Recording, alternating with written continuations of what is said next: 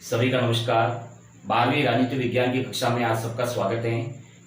हमने पिछली कक्षा के अंदर नागरिकों को दिए जाने वाले मौलिक अधिकारों का अध्ययन किया था। हमारे संविधान के अनुसार भारतीय नागरिकों को 6 मौलिक अधिकार दिए जाते हैं, जिसका हमने पिछली कक्षा में अध्ययन किया था। जो हमने छठा मौलिक अधिकार पढ़ा था वह था संवैधानिक उपचारों का अधिकार, अनुच्छेद 32 के अनुसार। इस मौलिक अधिकार को हमने अंतिम रूप से पिछली कक्षा में समझने का प्रयास किया था। आज की कक्षा में हम देखेंगे कि संवैधानिक उपचारों का जो मौलिक अधिकार है, इसके अंतर्गत सर्वोच्च न्यायालय और उच्च न्यायालय के द्वारा 5 लेख जारी किए जाते हैं। 5 लेख से यहाँ पे तात्पर्य है कि आदेश जारी किए जाते हैं, जिसको हम रीट भी कह सकते हैं। ठीक है ना। तो ये जो 5 लेख यानी न्यायालय के द्वारा जो आदेश दिए जाते हैं, इन आदेशों का क्या महत्व है और ये क्यों आवश्यक है, ठीक है ना, तो इसके बारे में हम समझने का प्रयास करेंगे। ठीक है। सबसे पहले तो हम देखेंगे कि संवैधानिक उपचारों का अधिकार, ये हमारा छठा मौलिक अधिकार है जो अनुच्छेद 32 में आता है। ठीक है। यहाँ पे हमारा बिंदु है डॉक्टर अंबेडकर।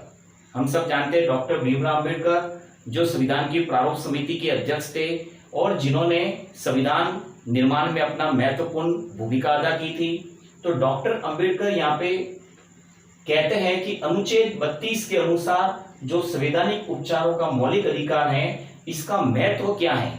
यहाँ पे अंबेडकर जी इसका महत्व बताते हैं। तो अंबेडकर जी कहते हैं कि ये जो मौलिक अधिकार है, यह संविधान की हृदय व आत्मा है, क्योंकि अंबेडकर जी कहते हैं कि मैं संवैधानिक उपचारों के मौलिक अधिकार को सबसे महत्वपूर्ण मानता हूं और इसके बिना सारे मौलिक अधिकारों का कोई अर्थ नहीं है। अंबेडकर जी कहते हैं कि जो बाकी के 5 मौलिक अधिकार हैं, उनकी सुरक्षा इस संवैधानिक उपचारों के मौलिक अधिकारों से होती है। यानी इस मौलिक अधिकार से नागरिक अपने बाकी के शेष मौलिक अधिकारों की सुरक्षा कर सकता है। इसलिए अंबेडकर जी इस मौलिक अधिकार को संविधान की हृदय व आत्मा मानते हैं। ठीक है। आगे हम बढ़ने का प्रयास करेंगे।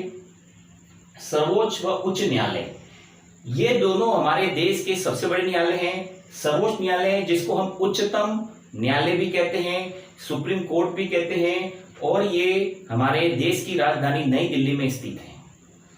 दूसरा है उच्च न्यायालय, ये भारत के सभी राज्यों में राजधानी में या किसी महत्वपूर्ण शहर में स्थित है, जिसको हम राज्य का सबसे बड़ा न्यायालय कहते हैं, उच्च न्यायालय कहते हैं, इंग्लिश में इसे हाई कोर्ट कहते हैं। तो भारत के सबसे बड़े न्यायालय सर्वोच्च न्यायालय और राज्य के सबसे बड़े न्यायालय उच्च न्यायालय, इन दोनों के द्वारा 5 लेख से तात्पर्य है यानी रीट से तात्पर्य यानी आदेश, यानी ये दोनों न्यायालय अपने नीचे के न्यायालय यानी जो अपने नीचे के निम्न न्यायालय हैं, छोटे न्यायालय हैं, ठीक है ना, उन न्यायालयों को छोड़कर ये दोनों न्यायालय जनता के अधिकारों की रक्षा के लिए 5 प्रकार के आदेश जारी करता है। और ये 5 प्रकार के आदेश क्या हैं, इसको हम आज की कक्षा में समझने का प्रयास करेंगे। सबसे पहला है बंदी प्रत्यक्षीकरण लेख, यानी सर्वोच्च व उच्च न्यायालय के द्वारा बंदी प्रत्यक्षीकरण आदेश जारी किया जाता है, अर्थात लेख जारी किया जाता है। ये क्या होता है? अवैध बंदी बनाने पर, यानी किसी नागरिक को, किसी व्यक्ति को या नागरिक को अवैध रूप से बंदी बनाते, अवैध यानी गैर कानूनी तरीके से या अनैतिक तरीके से पुलिस के द्वारा बंदी बनाया जाता है, तो वह नागरिक जो है अवैध बंदी बनाने पर विरोध कर सकता है।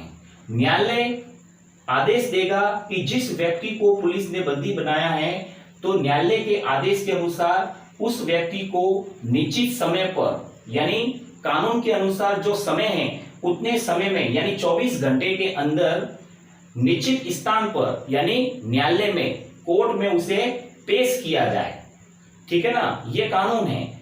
और जब उसे कोर्ट में पेश किया जाता है तो उसकी सुनवाई न्यायालय के द्वारा होती है कि उस नागरिक को अवैध रूप से बंदी बनाया गया है या कानूनी तरीके से बंदी बनाया गया है। अगर उस व्यक्ति को अवैध तरीके से यानी गैर कानूनी तरीके से बंदी बनाया गया है, गैर कानूनी का मतलब है कि उसे गलत तरीके से बंदी बनाया गया है तो न्यायालय उस नागरिक को उसी समय रिहा करने का आदेश दे सकता है, यानी उसे छोड़ सकता है। अगर यहाँ पे हम इस दोनों लाइनों को सिंपल भाषा में समझें कि बंदी प्रत्यक्षीकरण लेख है, आदेश है, जो न्यायालय के द्वारा दिया जाता है, इसका सिंपल अर्थ यह है कि अगर किसी व्यक्ति को गैर कानूनी तरीके से या गलत तरीके से बंदी बनाया जाता है तो वह व्यक्ति कानून के खिलाफ अपनी याचिका दायर कर सकता है और जिस व्यक्ति को बंदी बनाया गया है उस बंदी व्यक्ति को कानून के अनुसार 24 घंटे के अंदर कोर्ट के सामने यानी न्यायालय में जज के सामने पेश करना होता है। वहां पर उस व्यक्ति को बंदी बनाए जाने के विषय पर चर्चा होती है और उसके बाद में न्यायालय यह तय करता है कि उसे वैध तरीके से बंदी बनाया है या अवैध तरीके से। अवैध तरीके से बंदी बनाया गया है तो न्यायालय उस व्यक्ति को रिहा कर सकता है, यानी उसी समय छोड़ सकता है। तो ये सर्वोच्च व उच्च न्यायालय के द्वारा आदेश दिया जाता है बंदी प्रत्यक्षीकरण लेख। ठीक है, परीक्षा में इनके बहुत सारे प्रश्न आते हैं, अलग अलग प्रश्न भी आते हैं और पूरा एक बड़ा प्रश्न भी आता है। अब हम आगे बढ़ने का प्रयास करते हैं। दूसरा जो लेख है वह है परमादेश। सर्वोच्च व उच्च न्यायालय के द्वारा दूसरा जो आदेश है या उसे हम कहेंगे लेख है वह है परमादेश। परमादेश का क्या अर्थ है? न्यायालय के द्वारा आदेश दिया जाता है, उस आदेश को कहते हैं परमादेश।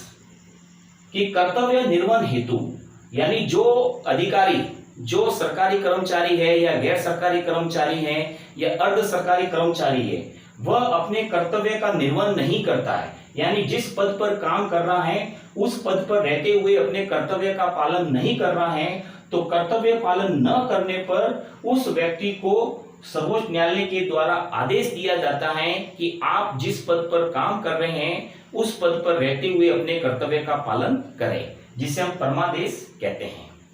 आगे बढ़ेंगे हम। तीसरा जो न्यायालय का आदेश है प्रतिषेध लेख। प्रतिषेध लेख के द्वारा न्यायालय आदेश देता है, सर्वोच्च व उच्च न्यायालय आदेश देता है कि अधीनस्थ न्यायालय, यहाँ पे अधीनस्थ का मतलब है कि वह न्यायालय जो सर्वोच्च व उच्च न्यायालय के नीचे काम करते हैं, जैसे जिला न्यायालय, सेशन न्यायालय, ठीक है ना, ये एक प्रकार से उच्च न्यायालय व सर्वोच्च न्यायालय के नीचे होते हैं, जिनको हम कहते हैं अधीनस्थ न्यायालय। इन अधीनस्थ न्यायालय को मामले में कार्रवाई नहीं करे, यानी कोई ऐसा मामला है या ऐसा केस है जिसकी सुनवाई करने का, जिस पर कार्रवाई करने का अधिकार अधीनस्थ न्यायालय को नहीं है, ऐसी परिस्थिति में सर्वोच्च व उच्च न्यायालय आदेश देते हैं नीचे वाले न्यायालय को कि आप जिस मामले की सुनवाई कर रहे हैं या उस पर कार्रवाई कर रहे हैं उस पर नहीं करें, क्योंकि वो आपके अधिकार क्षेत्र में नहीं आता, क्योंकि वो मामला राष्ट्रीय मामला है और उसकी सुनवाई सिर्फ उच्च न्यायालय या सर्वोच्च न्यायालय में हो सकती है, इसलिए आपके अधिकार क्षेत्र में मामला नहीं है। ऐसी परिस्थिति में प्रतिषेध लेख जारी किया जाता है। इसके बाद हम आगे बढ़ेंगे उत्प्रेषण लेख। उत्प्रेषण लेख ये एक प्रकार से सर्वोच्च व उच्च न्यायालय का वह आदेश है जिसमें किसी विवाद को, विवाद यानी मामला, केस, जो कोर्ट में केस जाता है, जो मामला होता है, तो हम उसको विवाद भी कह सकते हैं। तो न्यायालय द्वारा आदेश दिया जाता है कि अगर कोई ऐसा विवाद है जो निम्न न्यायालय में है, यानी कि छोटे न्यायालय में, निम्न यानी अधीनस्थ न्यायालय, जो छोटे न्यायालय में है, उस मामले को या विवाद को उच्च न्यायालय में भेजने हेतु, उच्च न्यायालय यानी हाई कोर्ट या सुप्रीम कोर्ट में भेजने हेतु आदेश दिया जाता है कि निम्न न्यायालय जो है उस मामले को उच्च न्यायालय में भेजें, ताकि निम्न न्यायालय जो है वो न्याय के सिद्धांतों का पालन करे। यानी यहाँ पे समझने का हम प्रयास करेंगे कि यहाँ पे उत्प्रेषण लेख के माध्यम से कहा जा रहा है कि अगर कोई ऐसा मामला है, ऐसा विवाद है जो नीचे की अदालत में चल रहा है, उस नीचे की अदालत को आदेश दिया जाता है जिसे उत्प्रेषण लेख कहते हैं, और उसे आदेश दिया जाता है कि जो मामला, जो विवाद आपके न्यायालय में चल रहा है उसे उच्च न्यायालय या सर्वोच्च न्यायालय में भेजा जाए, तो उसे उत्प्रेषण लेख कहते हैं। पांचवा हमारा है अधिकार परीक्षा। इसको हम समझने का प्रयास करेंगे। अधिकार परीक्षा लेख या आदेश, इसका क्या अर्थ है?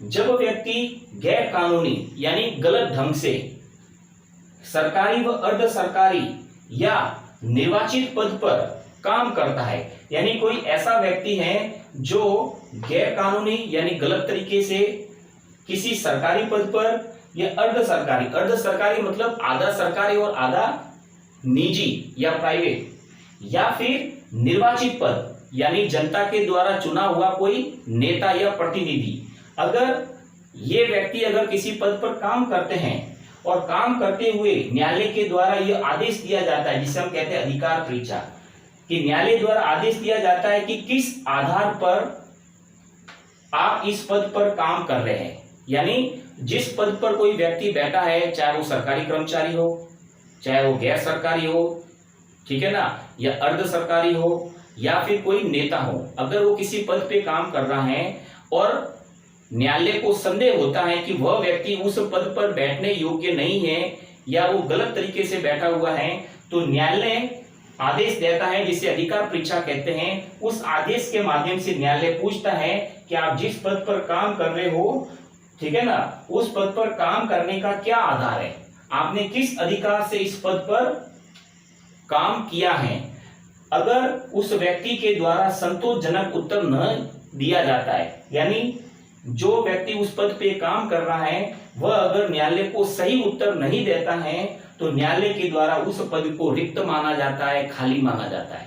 इस प्रकार हमने यहाँ पे ये समझने का प्रयास किया कि सर्वोच्च व उच्च न्यायालय 5 लेख यानी आदेश के माध्यम से किस प्रकार अपने 5 आदेश बंदी प्रत्यक्षीकरण, परमादेश, प्रतिषेध, उत्प्रेषण और अधिकार परीक्षा लेखों के माध्यम से मौलिक अधिकारों की और लोकतंत्र की सुरक्षा करता है। धन्यवाद।